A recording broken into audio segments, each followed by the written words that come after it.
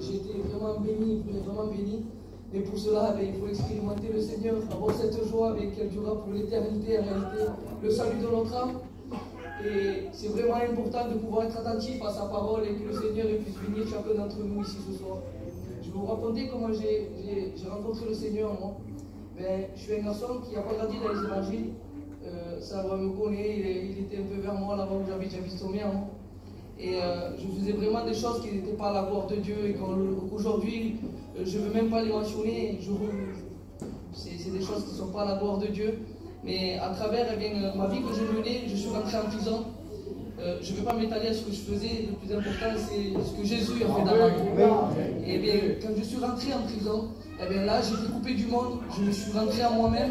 Et l'avantage quand on est en prison, ce que le malin il fait, il veut détruire, il m'avait séparé de ma famille, il m'avait séparé de ma femme, de mes enfants. C'est vrai que ça m'avait détruit. Mais au travers de cela, le Seigneur il s'est révélé et c'est une puissance pour moi. Alors je vous expliquais, je suis rentré en prison, j'étais coupé des affaires, je ne pouvais pas faire des affaires, je ne pouvais pas aller à l'argent, je ne pouvais pas.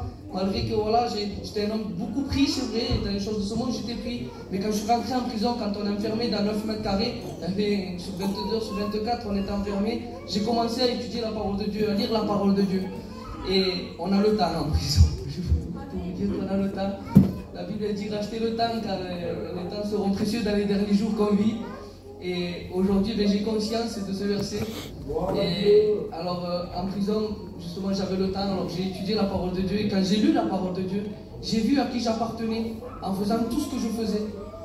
Et bien, les escroqueries que je faisais, l'engagne que je faisais aux personnes, profiter des personnes qui étaient mentalement plus faibles que moi. Je connais mon peuple, on sait comment on est. Eh bien, quand on n'a pas Dieu, malheureusement, on vit comme ça.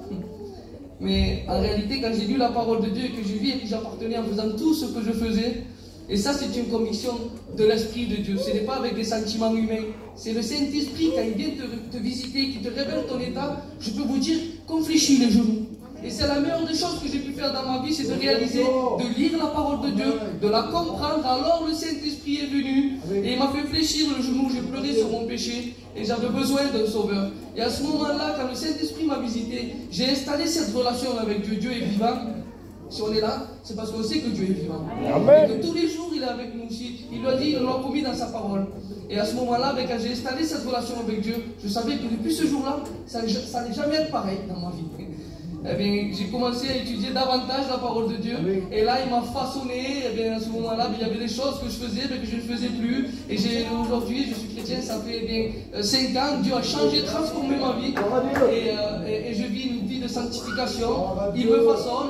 Et voilà, et j'espère que toutes les personnes qui ne nous ont pas rencontré Dieu, vous êtes à la bonne place ici. Ce n'est pas un hasard, il n'y a pas d'hasard. La connaissance, il n'y a pas d'hasard. Dieu, si vous êtes ici, c'est parce que Dieu veut bénir et il veut des cœurs vrais. Alors, je suis quelqu'un qui va l'avance dans la relation.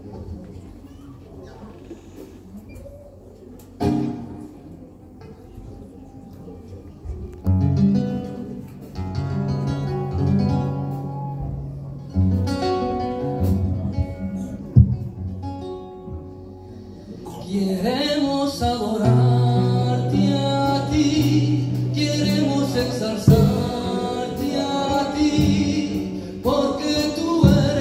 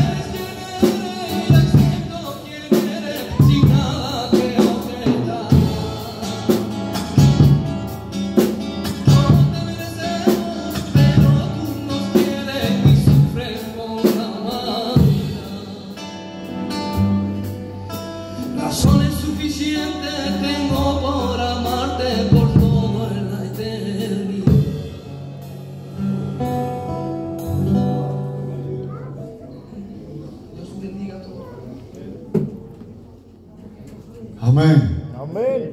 C'est pourquoi Amen. Amen. L'Église de Dieu est vivante et elle est là. Vous savez, on va chanter le dernier cantique et on va laisser la place à la parole de Dieu. Le frère a dit quelque chose dans son témoignage. Il a dit qu'il a rencontré Christ en prison.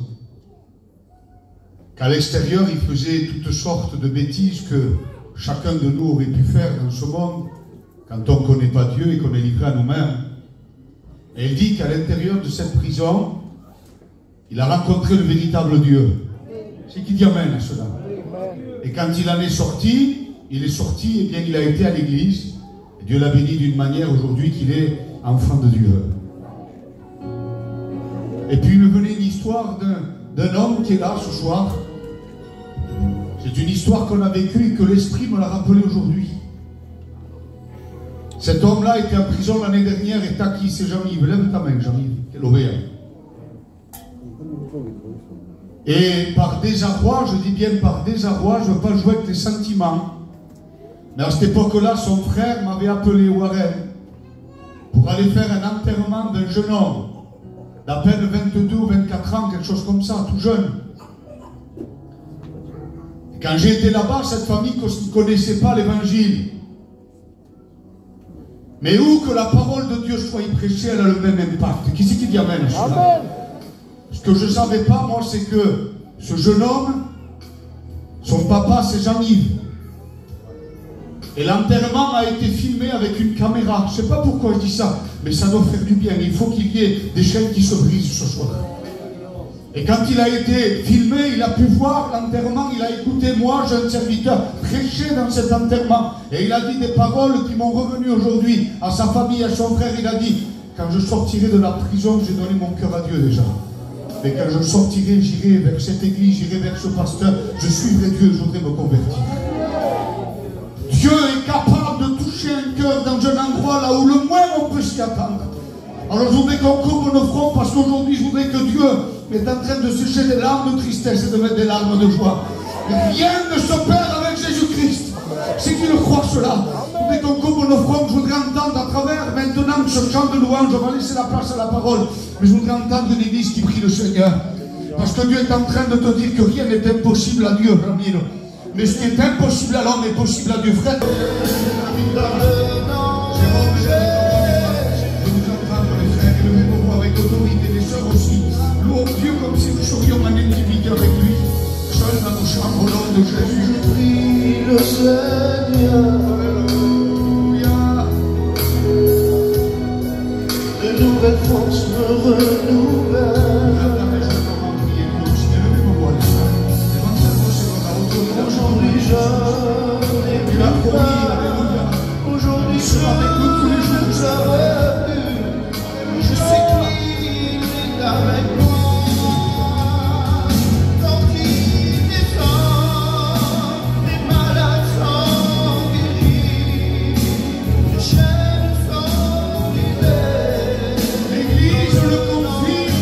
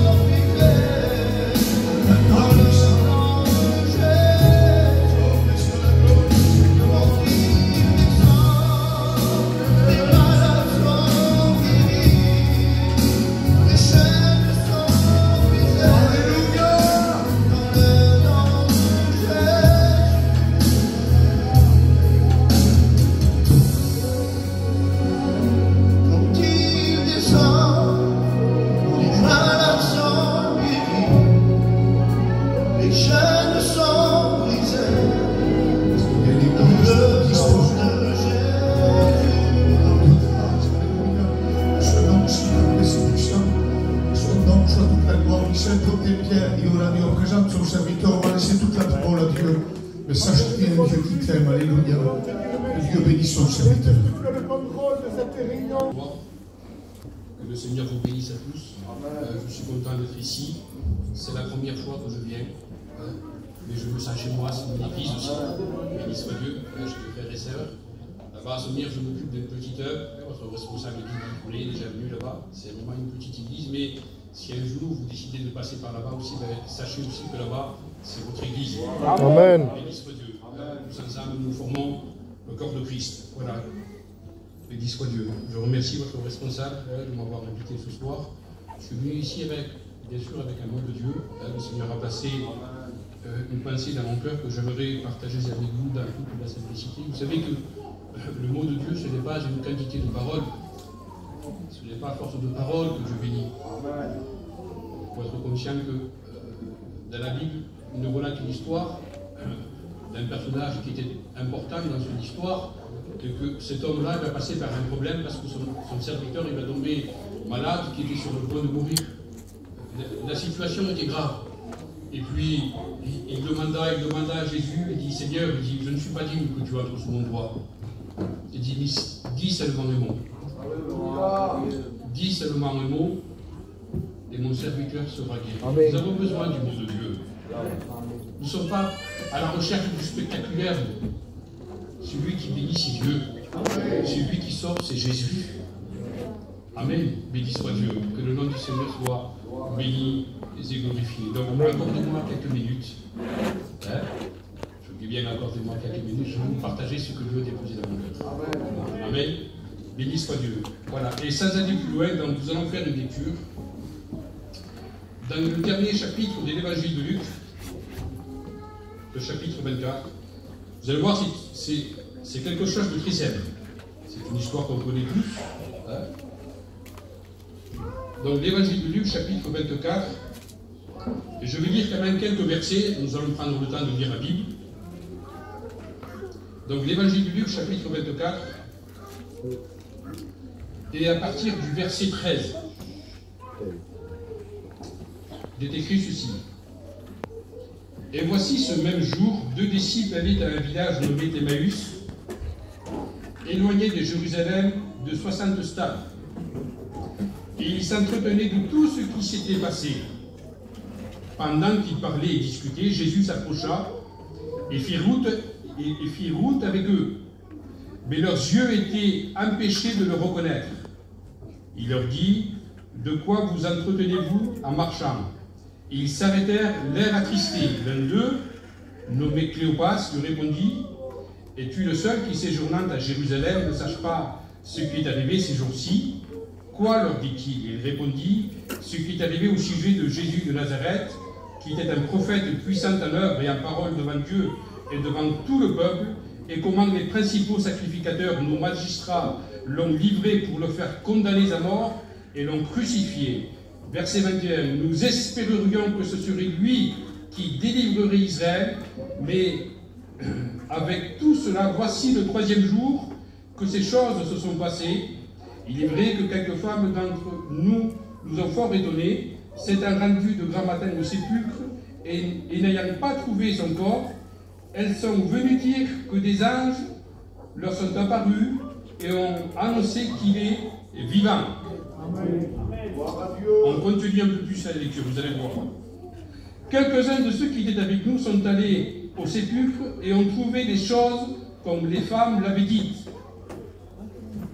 Mais lui, ils ne l'ont point vu. Verset 25. Alors Jésus leur dit, ô homme, sans intelligence, et dont le cœur est lent à croire, tout ce qu'ont dit les prophètes, ne fallait-il pas que le Christ souffre ces choses et qu'il entre dans la gloire? Et commençant par Moïse et par tous les prophètes, il leur expliqua dans toutes les Écritures ce qui le concernait, verset 31, à partir de ce moment-là. Alors leurs yeux s'ouvrirent. Amen. Ils le reconnurent.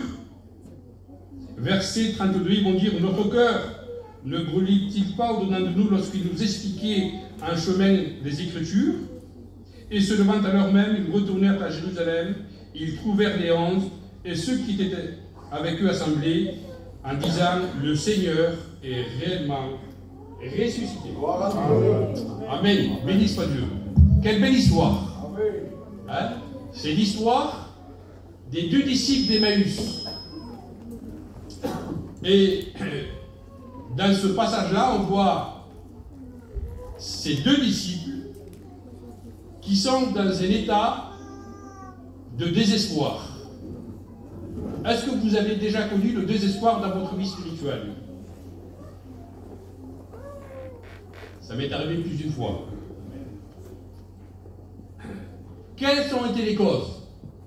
Puisqu'il a fallu bien qu'il y ait un élément déclencheur pour que ces 2 disciples soient dans un état de désespoir.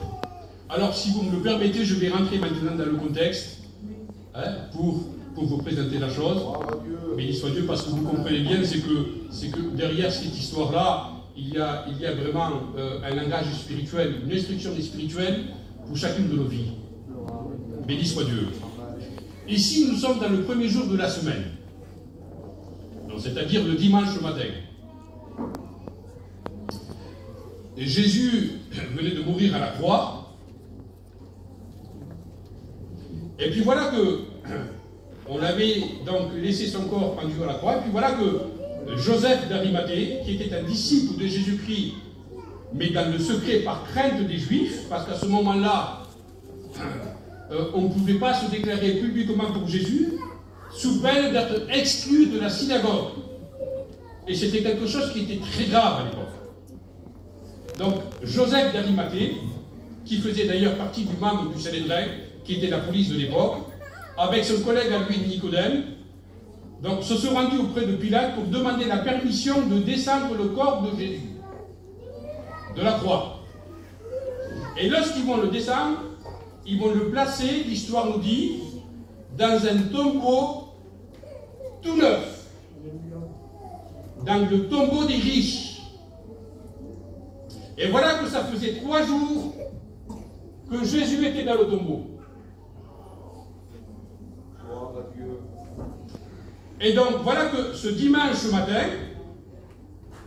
donc nous voyons ces femmes qui étaient des femmes qui étaient pieuses, des femmes de foi. Elles avaient préparé des aromates pour procéder à ce qui était coutume de faire à l'époque, pour embaumer le corps du Seigneur. Elles se rendent de bon matin vers le sépulcre.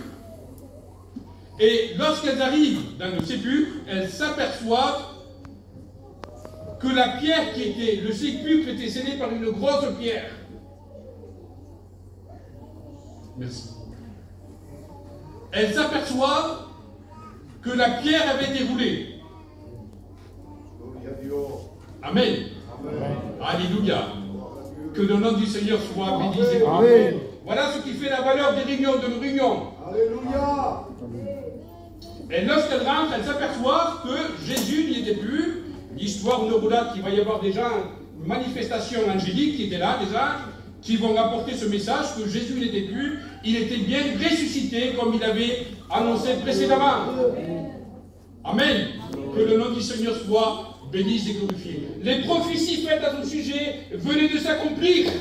Le plan de Dieu venait, pardonnez-moi, le plan de Dieu venait de se réaliser pour l'humanité, de savoir que le rachat de l'âme était cher et n'aura jamais lieu.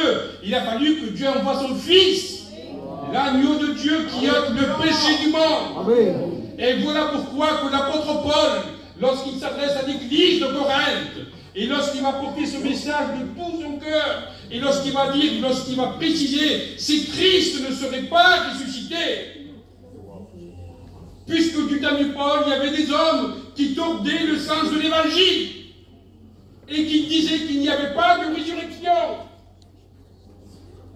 Et voici que Paul va mettre la pendule à l'heure. Et il va déclarer avec puissance et autorité, il va dire, si Christ ne serait pas ressuscité. Paul déclare, notre prédication serait vaine.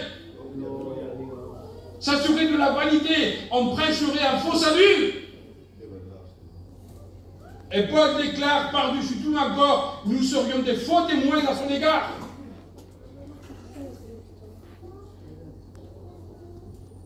et vous demeureriez dans vos péchés. Et notre foi se révèle. En un mot, nous étions tous perdus.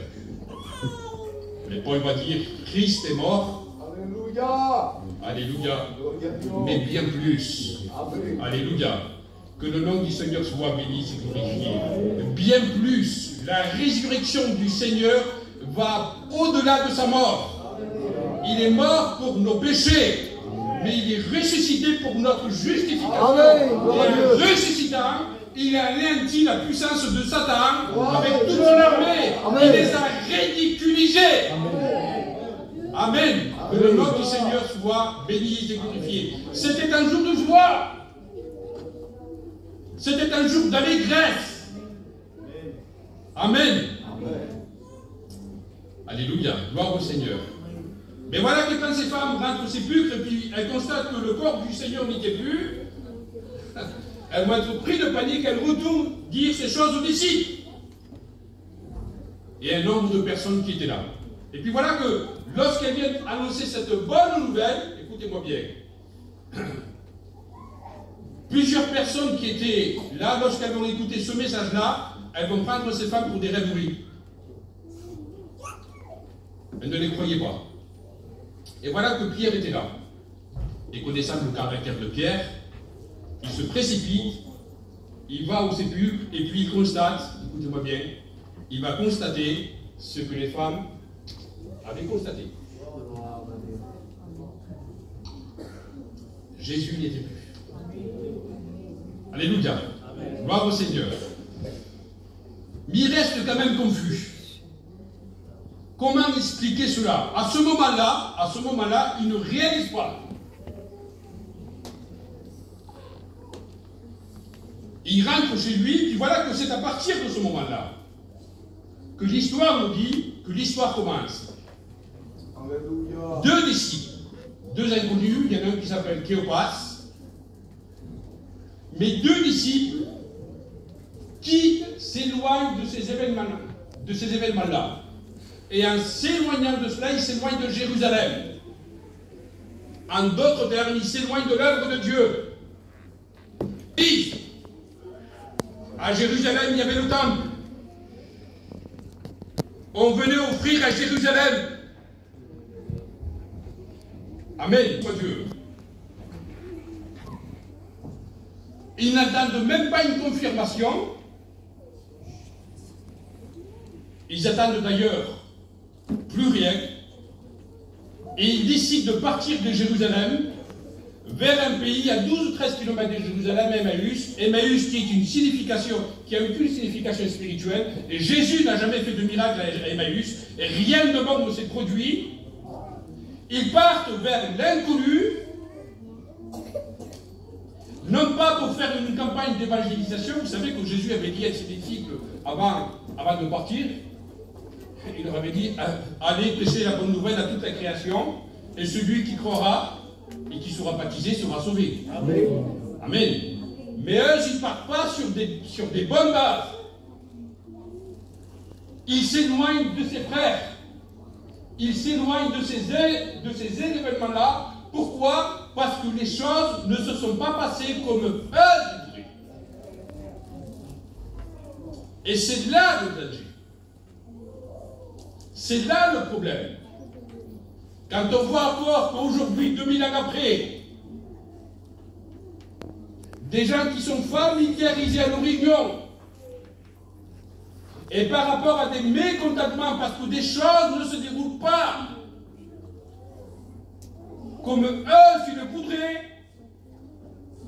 décident de s'éloigner. Mais vous savez que celui qui disperse le troupeau, c'est l'œuvre du diable. L'œuvre de Dieu, c'est de rassembler. Et je vous le dis de la part de Dieu, mes frères et sœurs. Aujourd'hui, l'homme de Dieu va dire, l'avènement du Seigneur est proche. Et nous avons besoin aujourd'hui, plus que jamais, de vivre l'évangile de l'unité. Dans cet amour fraternel. Alléluia. Que le nom du Seigneur soit béni et glorifié. Donc, et nous voyons que ces deux hommes-là s'éloignent de Jérusalem. Et là, lui, selon a traduit le texte par « ils s'entretenaient Ils se questionnaient, ils s'entretenaient des choses qui s'étaient passées. Mais le texte, littéralement parlant, dit ils se lançaient des piques.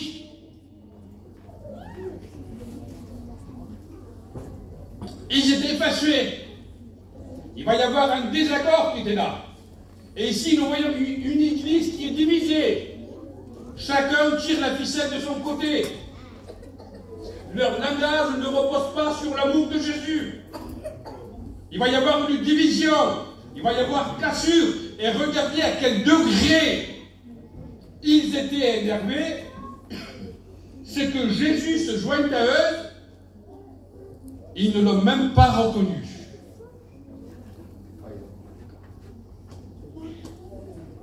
La chose était grave, oui ou non?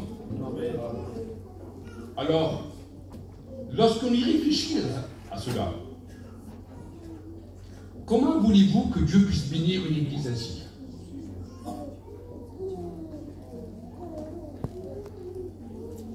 Faisons cet examen ensemble. Quand il y a du désaccord dans l'église, ou quand il y a du désaccord, ta vie personnelle avec Dieu, comment voulez-vous que Dieu puisse bénir? Comment voulez-vous que Dieu puisse tolérer le mélange? Comment voulez-vous que Dieu puisse tolérer la division? Vous savez que la division ne vient pas de Dieu.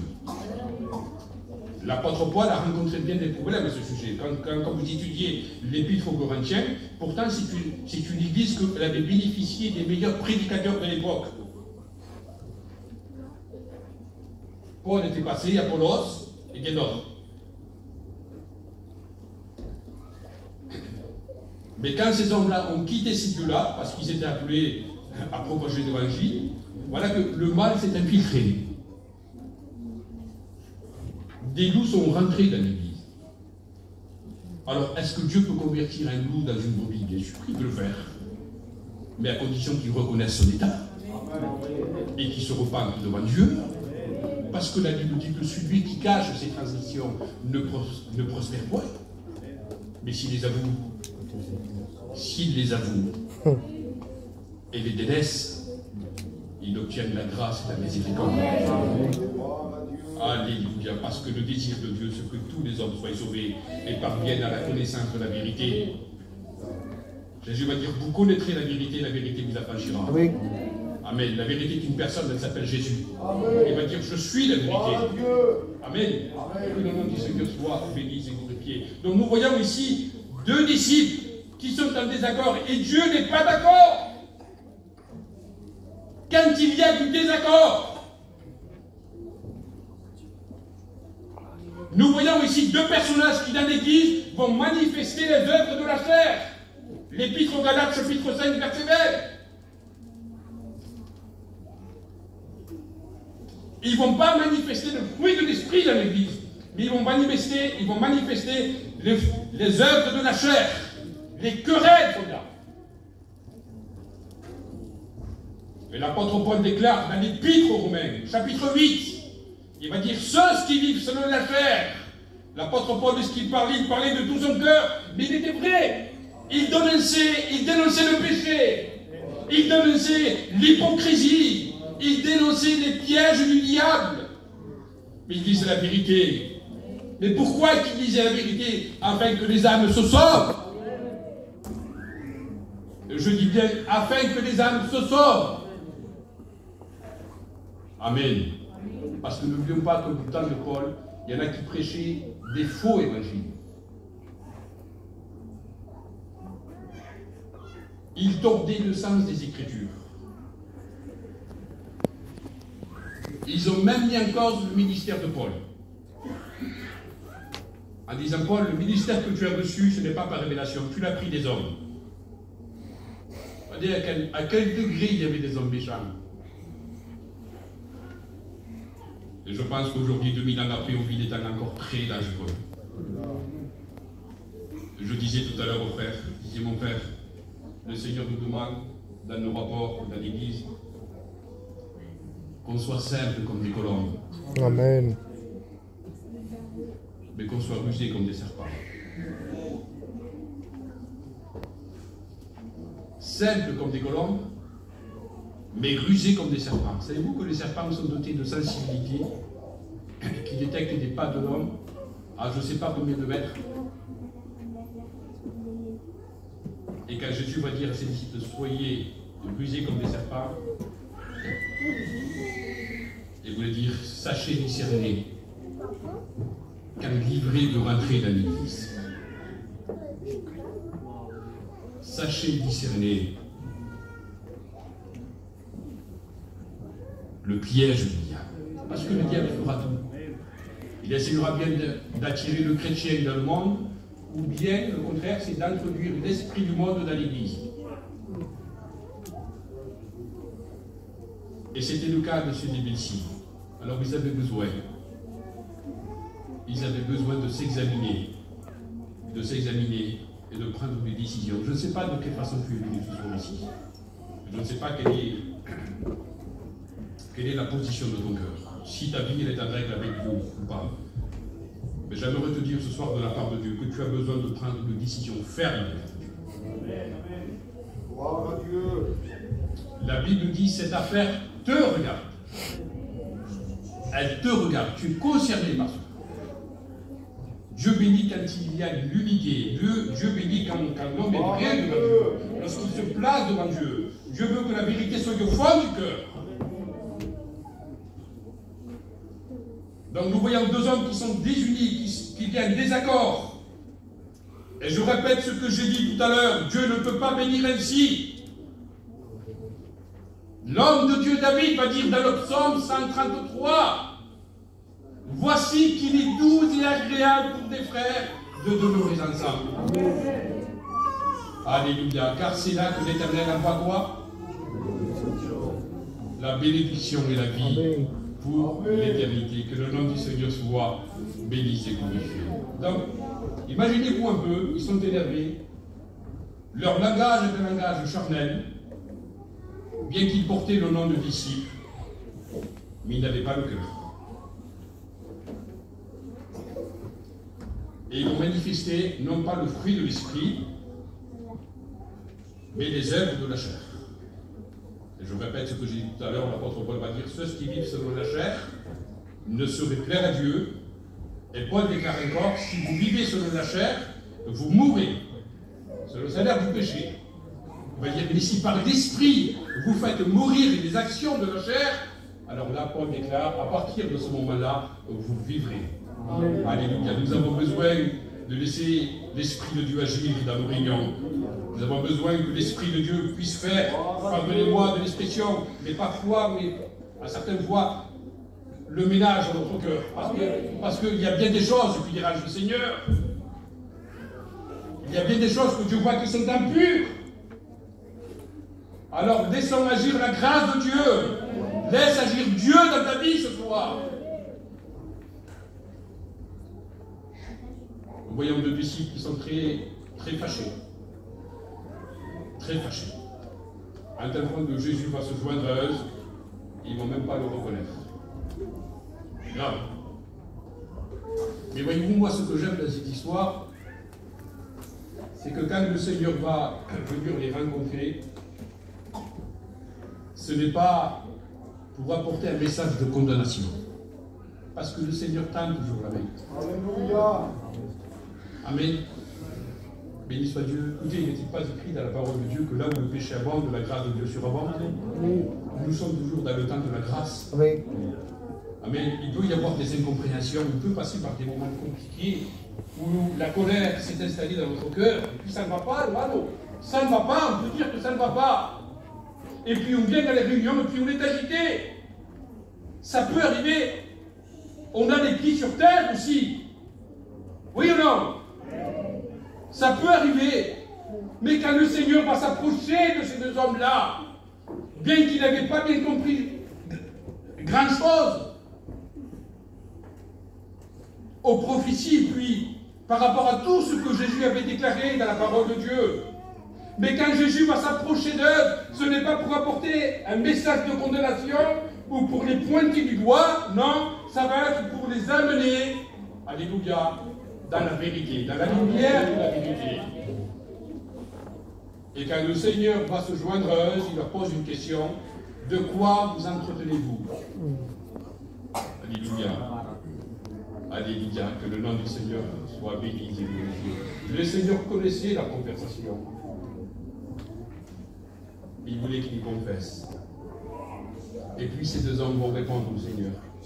Parce que le Seigneur attend une réponse aussi de chacun de nous. Ce soir, tu es venu ici, le Seigneur attend ta réponse. N'est-il pas écrit dans le livre de l'Apocalypse, voici, je me tiens à la porte et je frappe? Alléluia. Amen. Alléluia. C'est pas moi qui l'ai même, c'est marqué, livre de l'Apocalypse, chapitre 3, verset 20. Voici, je me tiens à la porte et je frappe. Et si quelqu'un entend ma voix et il ouvre la porte, alors que vas-tu faire ce soir? Quelle est ta réponse? Est-ce que tu vas ouvrir la porte de ton cœur? Le texte dit, si quelqu'un entend ma voix et ouvre la porte, j'entrerai chez lui, je souperai avec lui, tout avec moi. Donc c'est-à-dire qu'il va y avoir un échange, un face-à-face avec le Seigneur. Alléluia. Amen. Que le nom du Seigneur soit béni et glorifié. Amen. Plein de bonnes choses peuvent se passer dans une réunion. Vous ne pouvez pas vous imaginer. Alléluia, que le nom du Seigneur soit béni et glorifié. Tout est possible à celui qui croit. Tout est possible à celui qui croit. C'est de savoir que Satan a été vaincu et que Christ est vainqueur. Amen. Que le nom du Seigneur soit béni et glorifié. De quoi vous entretenez-vous? Ces deux hommes vous répondent, mais es-tu le seul que séjournant à Jérusalem ne sache pas ce qui s'est passé concernant Jésus, qui était un prophète puissant et à l'œuvre, et comment nos principaux magistrats l'ont livré pour le condamner? Et ils vont dire, regardez quel était le message de désespoir. Nous espérerions que ce serait lui qui voulait nous délivrer. En réalité, ils espéraient dans un Messie aux aspirations politiques. Parce qu'en ce temps-là, Israël était envahi par les Romains. Et ils voudraient un capitaine, un général qui était venu là-bas, puis ils s'étaient fait un évangile à leur façon, si vous voulez. Et c'est là que Jésus va les reprendre. Parce que Dieu parle tantôt d'une façon, tantôt d'une autre. On va dire, ô homme sans intelligence. C'est grave quand même. Homme sans intelligence. Et dans le cœur, il en a trois. Ne fallait-il pas que le Christ souffre ces choses? Et la Bible nous dit, écoutez-moi bien. Donc je vous dis cela pourquoi? Pour deux choses. Il y en a qui ont besoin de découvrir le Seigneur. Amen. Et il y en a d'autres qui ont besoin de le redécouvrir. Amen. C'était le cas de ces hommes-là. Ils faisaient partie de ceux qui avaient suivi Jésus pendant un temps, qui avaient été enseignés par lui, qu'ils avaient marché à ses côtés, mais ils avaient besoin de le redécouvrir. Comment est ta vie ce soir? Est-ce que tu as besoin de le découvrir ou est-ce que tu as besoin de le redécouvrir? Parce qu'il y a quelque chose qui va se produire. Et il y a un miracle qui va se produire, bien qu'on ne le voyait pas encore. Mais il était bien présent. Savez-vous pourquoi? Parce que Jésus était là. Et ce soir, le miracle peut se produire aussi dans ta vie. Alléluia. Que le nom du Seigneur soit béni et glorifié. Et je le dis avec gloire, avec honneur, avec assurance, que ta vie peut changer parce que Jésus est là. N'est-il pas écrit que si tu crois, tu verras la gloire de Dieu? Alléluia. Amen. Le miracle était bien présent. Et commençant par Moïse et par les prophètes, il va leur expliquer dans toutes les Écritures les choses qui lui concernaient à lui. Et là, il y a quelque chose qui va se produire dans le cœur de ces hommes-là.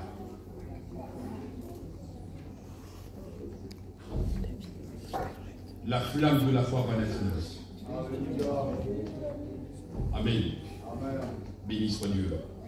J'aimerais vous dire que dans ces temps que nous vivons, que nous sommes des temps de la fin, nous avons besoin de porter le regard aujourd'hui plus que jamais de Dieu, sur les promesses de notre Seigneur.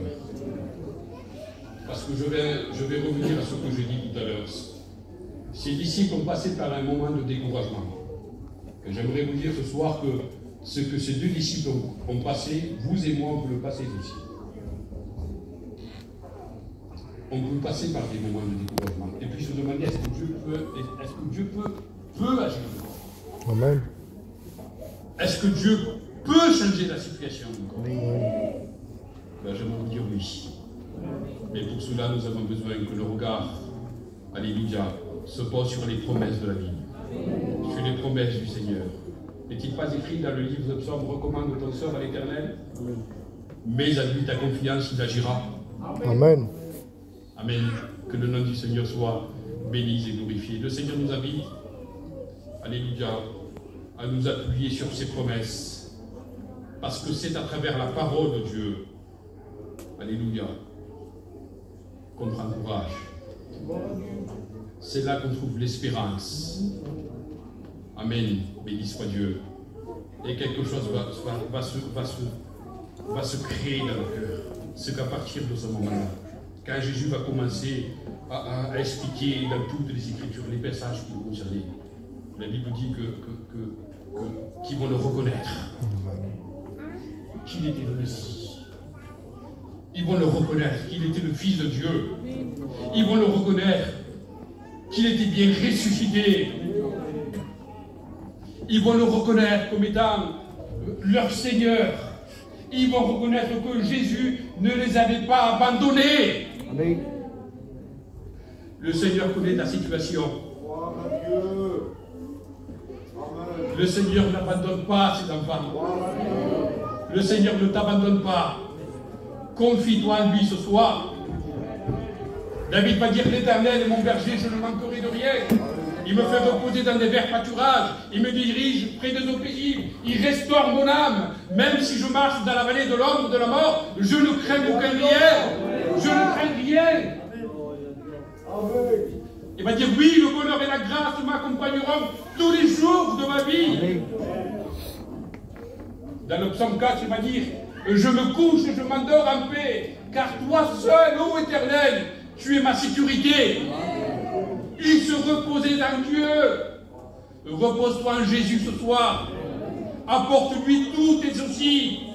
Parce qu'il peut bénir ta vie. Il peut changer ton cœur. Il peut bénir ton foyer. Il peut te guérir de ta maladie. Tout est possible à celui qui croit. Satan n'a pas autorité. Et Jésus est là ce soir. Et tu peux voir le miracle aussi dans ta vie. Alléluia. Vous savez que la foi en Dieu, ce n'est pas de dire Seigneur, si tu peux, fais-le. Non. Ce n'est pas ça la foi. Savez-vous qu'il y a un homme dans la Bible qui un jour il a fait cette prière, alors que son fils était cruellement tourmenté par un démon, et que le démon voulait tuer son fils, il vient rencontrer Jésus et il dit Seigneur, regarde ma situation. Mon fils, il est possédé par un démon.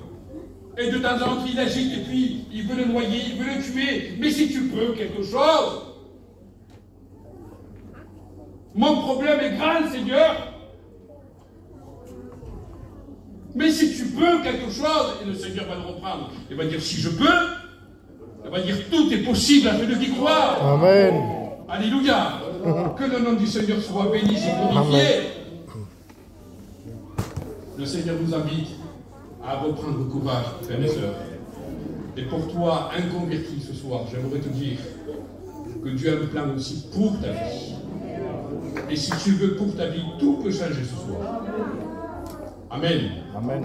Que le nom du Seigneur soit béni et glorifié. À partir de ce moment-là, ils vont le reconnaître comme étant le Messie. Ils vont reconnaître comme étant Jésus qui ne les avait pas abandonnés. Amen, béni soit Dieu. Le Seigneur va disparaître devant eux. Et puis écoutez, à partir de ce moment-là, si pendant ce laps de temps où j'étais mécontent, où j'étais fâché, où ils vont manifester les œuvres de la chair, où il va y avoir du désaccord, lorsqu'ils vont avoir ce contact avec le Seigneur,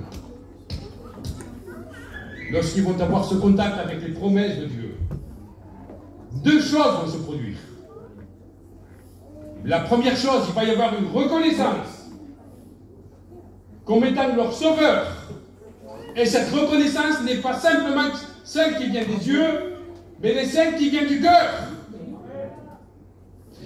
Et la deuxième chose qui va se produire, c'est qu'à partir de ce moment-là, ces deux hommes vont faire un demi-tour. Et ils vont retourner à l'église à Jérusalem. Amen. Béni soit Dieu. Mais avec un autre langage.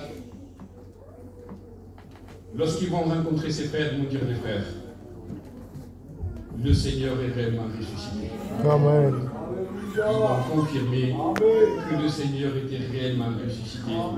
Béni soit Dieu. N'est-il pas écrit dans la parole de Dieu que lorsqu'on tourne les regards vers lui, on est redonnant de joie. Amen. Que le nom du Seigneur soit béni, glorifié. Je voudrais vous laisser simplement avec ces quelques mots. Le Seigneur a un plan aussi pour ta vie. Oh, c'est sûr que pour les grands chefs de l'époque, pour les dirigeants de l'époque, pour les scribes, les pharisiens, c'était les conducteurs à cette époque-là du peuple juif. La Bible dit qu'une promesse, une prophétie, c'est accompli pour eux. C'est qu'ils ont rendu nul à leur regard le plan de Dieu. C'est-à-dire qu'ils ont annulé, ils ont effacé le plan de Dieu. Le plan de Dieu, c'était de les amener à la repentance, pour qu'ils soient sauvés. Mais par rapport à leur comportement et par rapport à leur décision qu'ils ont rejeté le salut, qu'ils ne l'ont pas reconnu, ils ont effacé, ils ont annulé le plan de Dieu pour leur vie. Mais pour les pauvres d'esprit, pour ceux qui sont humbles, et pour ceux qui l'ont reconnu comme étant leur sauveur, alléluia, pour eux, c'est réaliser le plan de Dieu. Amen. Alléluia. Alors, quelle est la décision que tu veux prendre dans ta vie? Est-ce que veux-tu rentrer véritablement dans le plan de Dieu pour devenir un enfant de Dieu?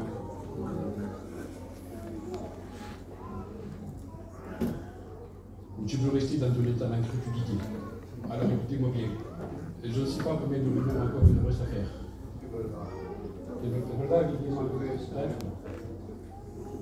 On vit vraiment les dernières secondes prophétiques. Je parle du temps de l'Église. Tout est accompli. On attend simplement qu'une seule chose. C'est que le Seigneur vienne chercher son Église. Tout est accompli. Tout.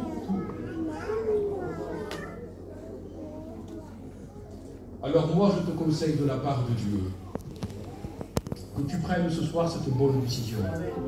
Ce que tu te repentes de tes péchés, ce que tu reconnaisses ton état. Que tu demandes pardon à Dieu et que tu mettes ta vie en règle avec Dieu. Que tu te convertisses à Dieu. Si tu veux rester dans ton état d'incrédulité, je te le déconseille. Je te le déconseille fortement. Mets ta vie en règle devant Dieu. Parce qu'on ne sait pas encore l'état des ruines du reste. Je ne sais pas. Le Seigneur peut venir peut-être ce soir. Attention, je ne donne pas de date. Mais le Seigneur est capable. Il peut venir ce soir. Il peut venir demain. Il peut venir l'année prochaine. Je ne sais pas. Mais vu la situation d'aujourd'hui, l'avènement du Seigneur est proche. L'avènement du Seigneur est proche. Et pour l'Église, ça va être un grand jour. C'est que nous partirons à la rencontre du Seigneur. Où nous allons passer toute une éternité dans la gloire, dans la présence de Dieu, dans la paix, dans la félicité, dans la vie. Alléluia, gloire au Seigneur. Il n'y aura plus de maladie, plus de deuil, plus de larmes. Dans la joie absolue, dans le bonheur absolu. Mais sans fin pour toute une éternité. Amen. Mais la Bible nous révèle aussi que pour celui qui sera resté incrédule et qui aura refusé la grâce du Seigneur, eh ben, lui devra faire face aussi à une éternité, mais ça sera tout le contraire. Dans les pleurs, dans les grincements de dents, dans les ténèbres. Et je vous assure, en très mauvaise compagnie. Alors, quelle est ta décision ce soir? J'aimerais qu'on puisse baisser les têtes. Avec la permission de votre responsable. Écoutez, Si je le fais ce soir, c'est parce que vraiment je l'ai cœur. Parce que vraiment le Seigneur me l'a à cœur. Je n'ai pas l'habitude de faire des appels. Quelle que soit ta situation, c'est entre toi et Dieu. Dieu connaît ta vie. Dieu connaît ton problème. Dieu connaît ta situation. Si tu es tiède, bouillant, froid, Dieu te connaît. Mais quelle que soit ta situation, si tu demandes l'intervention de Dieu dans ta vie, si tu as besoin de l'intervention de Dieu, quel que soit ton état, tu lèves simplement ta main. Une personne qui a levé la main. Oh Dieu. Est-ce qu'il y aurait encore d'autres personnes qui voudraient lever leur main, qui voudraient prendre cette bonne décision? Alléluia, encore une autre personne. Encore une autre personne. Alléluia. Est-ce qu'il y aurait encore d'autres intelligents ou des intelligentes? Dieu va parler dans le livre du prophète Jérémie. Il va dire que le riche ne se glorifie pas de sa richesse, que le fort ne se glorifie pas de sa force. Il va dire que le sage ne se glorifie pas de sa sagesse, mais que celui qui veut se glorifie d'une seule chose, de me connaître à moi, l'Éternel. Est-ce qu'il y aurait encore ce soir des intelligents, des hommes qui prennent cette bonne décision de se convertir à Dieu, de venir au pied du Seigneur? Amen. Parce que l'apôtre Paul va dire, il n'y a plus de condamnation. Écoute-moi bien, il n'y a plus de condamnation pour ceux qui sont en Jésus. Alléluia. Alléluia. Il n'y a plus de condamnation. Alors combien il y en a qui veulent monter à la barre? Il y a de la place encore. Est-ce qu'il y aura encore d'autres personnes qui voudraient accepter le Seigneur?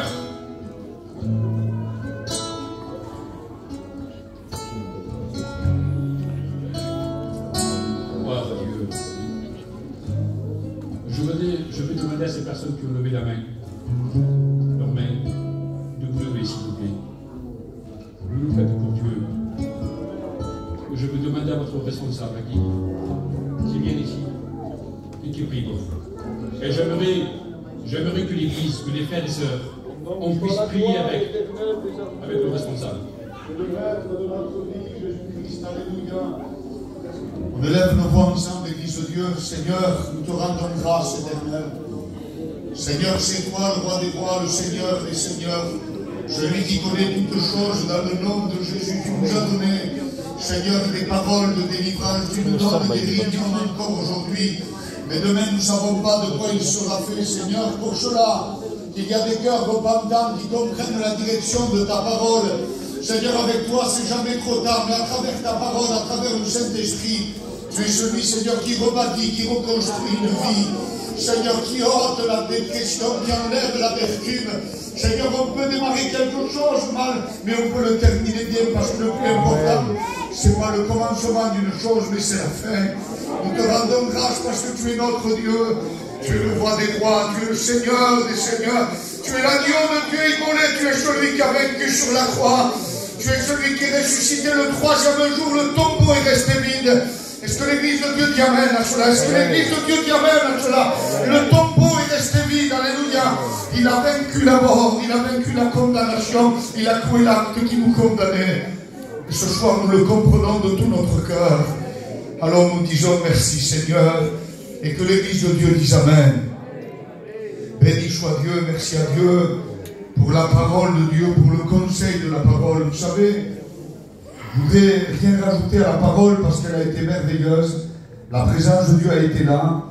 Et puis dans l'appel, il a dit, ça m'a plu, il a dit, y aurait-il des intelligents et des intelligentes qui voudraient bien se repentir, donner leur vie à Dieu, recommencer de nouveau parce que Dieu donne une deuxième chance si tu as mal démarré. J'ai aimé la parole intelligente parce que la personne sensée, c'est celle qui vient à la réunion et qui veut rencontrer Christ. Amen. C'est vrai ou pas? Amen. La personne sensée, c'est que si elle est délivrée, je pose la question à l'Église, aux chrétiens. Il vient des prédicateurs de tous les côtés. Et souvent, ils prêchent sur l'ivraie et sur le blé. Y aurait-il de l'ivraie au milieu de nous à l'église de la Grande Combe? Non. Croyez? C'est José, tu crois? Moi, je crois que si Dieu parle comme ça, c'est parce qu'il y a de livré.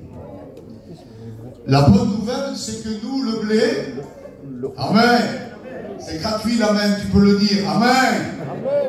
Nous, le blé, le fruit de Dieu. Si Dieu vient tout à l'heure, comme il a dit son serviteur, on part avec lui.